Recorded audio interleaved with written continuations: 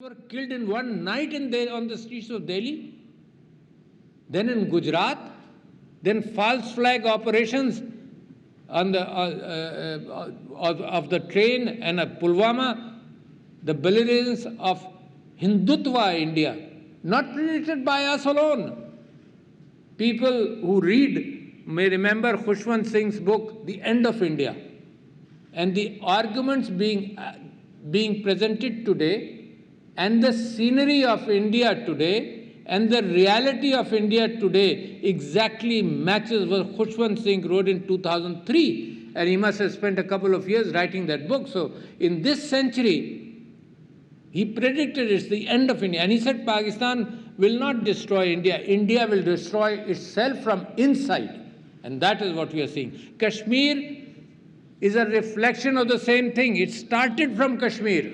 The isolation of Muslims, the fact that India never came to terms with the establishment of Pakistan, although they forced it upon Quaid-e-Azam. Quaid-e-Azam wanted a united India, but then he realized that the politicians in India will not allow these communities to stay together. So therefore, he demanded Pakistan and dragged Pakistan into history. So what is happening in India? My relatives are India, therefore it pains me to see what is happening in India.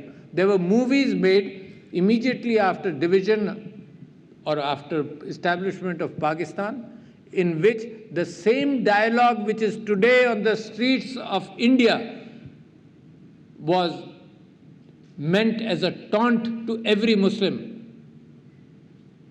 अगर तुमको पाकिस्तान या मुसलमान पसंद है तो पाकिस्तान जाओ.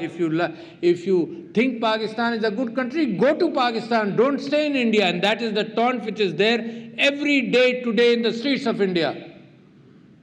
How can we stay away from that? It is an unfinished agenda. The rights of Muslims, Pakistan must voice the rights of every minority in the world. Pakistan must voice.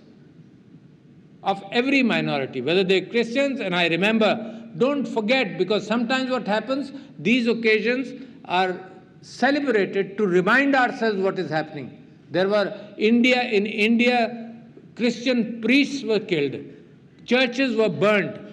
Depends on which minority becomes a threat in which region. It's not a question of numbers. So when the Sikh minority were under threat, they were killed.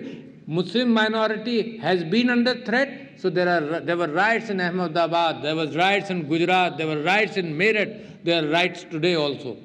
First, the entire history of genocide has always been that first you disenfranchise a minority in a country based on any grounds, whether it's racial, whether they are Jews, whether it's a separate language, you first isolate them that you don't belong here, you're not citizen of this place. Then